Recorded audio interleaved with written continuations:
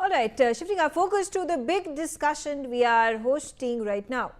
This is the special episode of Expertometer, and we are discussing the silver prices that hit a record high and then rebounded sharply today after suffering their steepest one-day fall in over 5 years as bargain hunting emerged following a violent profit booking driven sell-off that briefly wiped out more than 10% of prices. Silver advanced over 4% to 2.3 lakh rupees per kg. Contracts from March delivery crossed the 2.5 lakh mark for the first time in the previous session, reaching 2,54,174 rupees on Monday. But prices later retreated sharply, crashing 28,674 rupees per kg or 10.3% to hit the day's low of 2,25,500 rupees. Silver has delivered one of the most dramatic rallies seen in global commodity markets in 2025, emerging as a clear outperformer amongst precious metals supported by central bank buying, ETF inflows and 3 US Federal Reserve rate cuts. What you see on your screens is a graph of how silver prices fared throughout the year. 2025 was a blockbuster year for silver in India, with prices skyrocketing over 150% amidst booming industrial demand from solar, EVs and electronics, plus global supply shortages. Starting January at around 95,000 rupees per kilogram, prices rose gradually to 1,14,000 by July.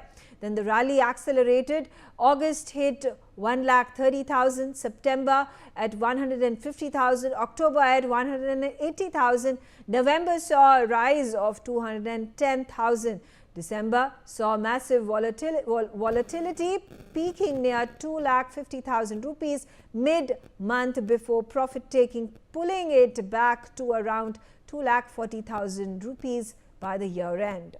Silver prices skyrocketed throughout 2025, surging over 150% to record highs above 84,000 per ounce by late December.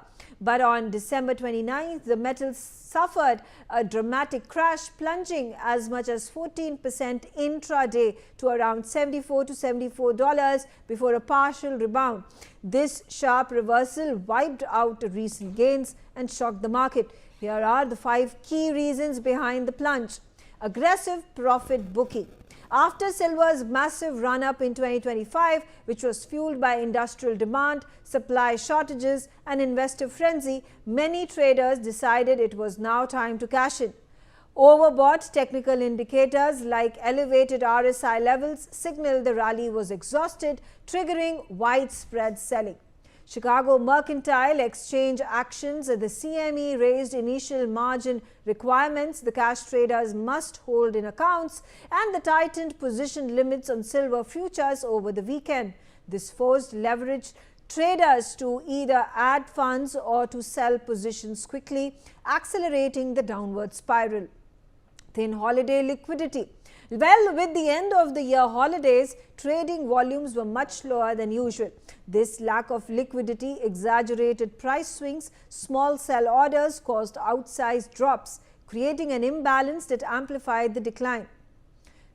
Well, there is another significant factor, which is easing geopolitical tensions. Silver acts as a safe haven asset before global uncertainties like wars. Signs of progress in Russia-Ukraine peace talks reduced fears, lowering demand for protective buys in precious metals. And finally, the market had become overstretched, with prices far removed from key averages, leading to a sharp reversal on 29th of December that broke bullish momentum and sparked further selling. Although the drop erased recent gains, many analysts view this as a healthy correction in an otherwise strong bull market driven by industrial demand and supply shortages. All right, let's dive deep into it, and joining me is Kashish Gupta. He is a finance and market expert. Kashish, these fast-paced, volatile developments that have happened in the span of the 48 hours, where silver has dropped to its lowest level in the recent years and then rebounded to record levels before settling in by the day end today. What are the reasons for this dramatic shift? So, Ms. Megha, we have seen that during this entire year that silver has had a very good bull run and the prices were extremely high. And but as we have seen, whenever something goes on a very high bull run, there comes a time when the investor starts booking their profits, and that is the time when the commodity sees a good decline. Now you have mentioned a lot of reasons herein for the decline in past 2 days. But before that, there was a whole good bull run. The prices increased almost 10 to 15% in the last 3 or 4 days before the prices went down. Now we need to understand that why silver is so volatile and why, despite such volatility, silver is still a very good commodity for investors. Look, silver partially behaves like gold and it also behaves partially like an industrial asset because of its use in the these uh, industries wherein we need electric vehicles or solar energy. That is why we have very good long-term outlook for silver. Now let's understand in detail. There are three important factors which derive or which affect the prices of silver. The first one is its industrial demand, right? So we have seen that almost 50% of the silver's demand comes from industries. And with the clean energy going up, the demand for silver will automatically increase in coming future. We have a lot of use of silver in solar energy, in clean energy like uh, EVs, and also in other industrial uses. Silver is a very good commodity. The second reason which affects the rates of silver is interest rates. So whenever the interest rate increases on other securities, commodities like silver, which do not bear any interest, the rates of such commodities goes down, and vice versa when there is not such a good increase in interest rates, or if the Okay. interest rate is stabilized, then the silver rates get goes higher. And the third and the very important reason is the geopolitical reasons, especially the US dollar. So the silver is expressed in US dollar. The rate is derived in US dollar. So as the dollar increases, the prices of dollar stabilizes. It also goes up. The prices of silver also goes up. And especially for markets like India, wherein most of the silver depends upon its import usage. These geopolitical reasons make a huge effect on the prices of silver.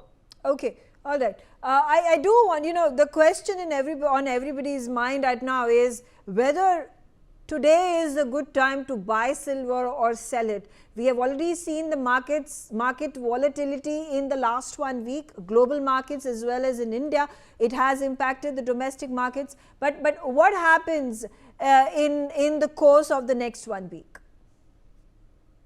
So I have a very positive outlook for silver. If we especially talk about long term, maybe if we see from a point of view of 1 year. Now 1 week is a very short time. We cannot assess whether it will go up or down. But silver has a very positive outlook. Even if we see the last 1 year completely, there were times when the price was very volatile. It went too high and then too low. 3 months back also this thing happened when the silver prices and the gold prices were going high, high, high, high. And then suddenly, a few days before Diwali, there was a steep fall. The similar thing happened today. I do not expect the prices to go further down because overall the outlook is good. And as we have seen, the silver prices depends upon other factors as well. Yeah. So for me, the outlook is very positive. Okay, absolutely. And talking about, you said that the prices and the fluctuations in the silver market, gold market are heavily reliant on the US dollar. There are more interest cuts that are anticipated. Will that further impact the prices?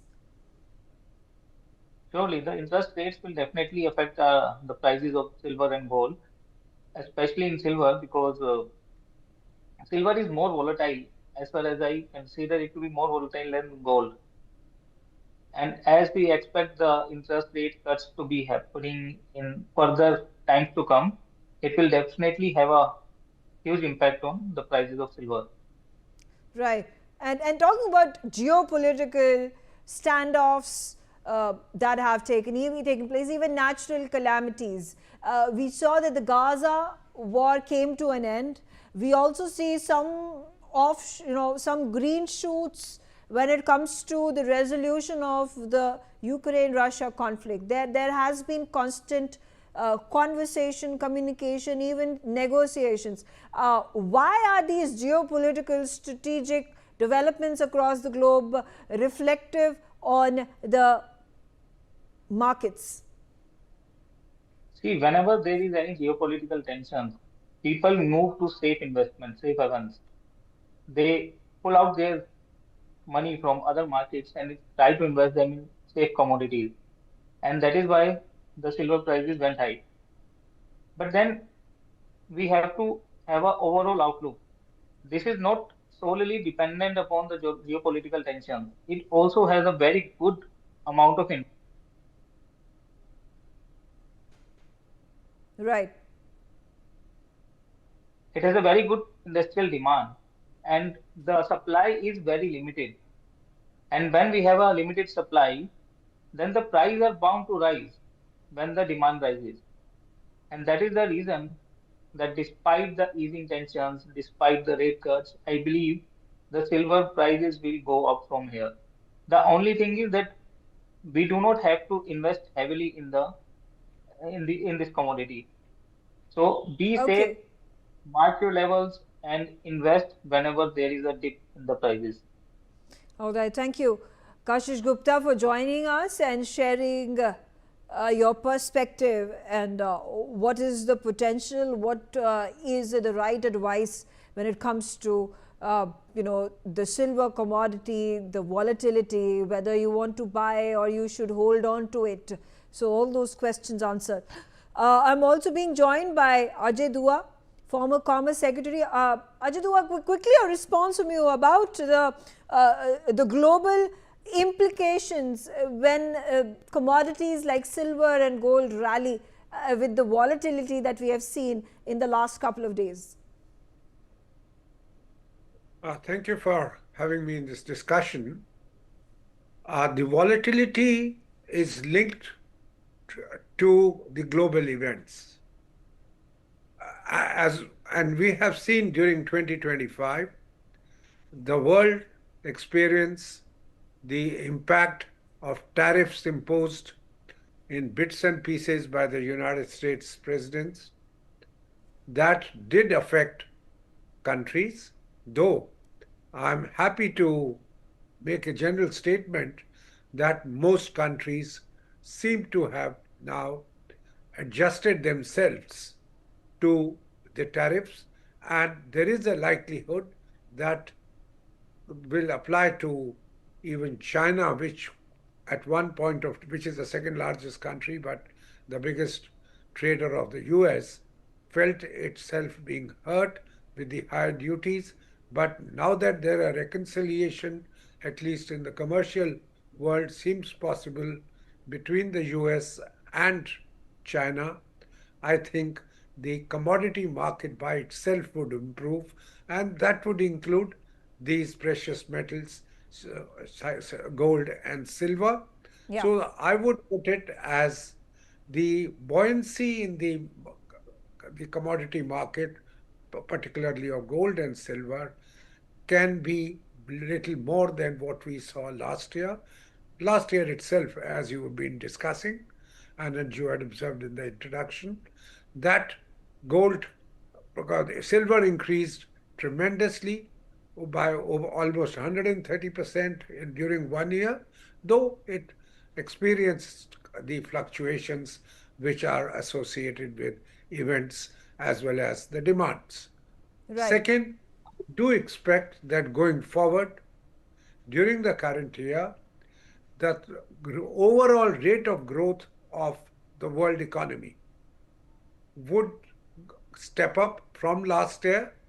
It might be well in the range of 3% plus, and the world trade also would consequently see a rise, consequently, in the sense because of the higher GDP rise, as well as the fact that the trade barriers, particularly like tariff, etc., would have settled down.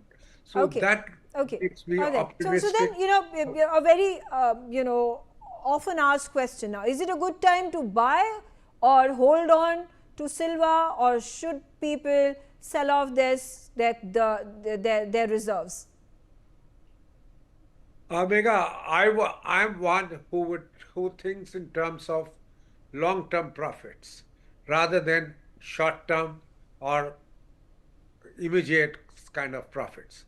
I think both the commodities, coming from my perspective of a long-term holding, are well worth it. You would see if it rose by 130% last year, silver, that the return, while it wouldn't be 130% per year in the long run, that you would have a higher return than the alternatives available in the market for investment, be these other commodities or be these even financial instruments. So unless you need the money immediately, I wouldn't recommend selling off, because you are sitting on a good product which is likely to experience increase. Same thing would apply to gold. Gold, though it has become a passive kind of an investment, has did see over 30% return in the last few years. If you see an average return, which is more than the alternatives which are available for long-term investors. So why even move away from gold if you do not require the money immediately? Right, absolutely. And your perspective when it comes to the global commodities market, the outlook in 2026.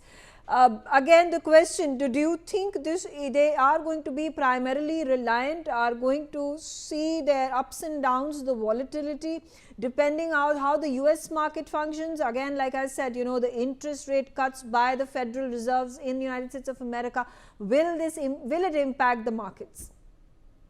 Certainly, I think the what happens in the United States and what Fed does continues to have a bearing on most of the central banks' actions the world over, and in turn what the central banks determine for their monetary system within their jurisdictions. So easing of the Fed's rates, which is what President Trump has been striving for, is likely, and we have seen one such cut imposed by even Mr. Powell, with and there being a likelihood of a change in the governorship as Mr. Powell's term ends next year. We could see these cuts come about, and I think along with the cuts, you would see that the economy of the United States itself would see a leg up. Reason: the tariffs on imports are actually causing a degree of inflation which the White House may not admit, but certainly are a cause. If all the imports, if you levy duty from 0% on the goods coming from Canada, or very low duties on goods coming from China, the fairly large exporters or very large exporters to Yeah. the United States would come down. If they come down and the cost of buying them comes down, which is what the Fed Reserve's action would result in, Yeah. should see an increase in the pace of development, pace of GDP growth in the US, and along with that, I think the Chinese rate of growth would also go past the 5% which they claim to have achieved this year, Yeah. because China is one of the biggest, as we all know. A factor in the Chinese rate of growth is how much it's able to export. If the exports to the US get checked, it impacts them, it impacts their rate of growth, because the Chinese domestic consumption is not rising the way the Chinese government would like it, slowly creeping up, but still highly dependent upon international trade. And if those kind of things happen geopolitically in the United States and elsewhere, we would see the Chinese demand for commodities. And China, being a very large manufacturer, Right. very Absolutely. large processor, would be Absolutely. demanding more and Ajay more Dua, thank commodities. you very much for joining me, sharing your views. With that, I come to the end of this discussion on the volatility that is being witnessed when it comes to the silver trading in domestic but the global markets as well. Shifting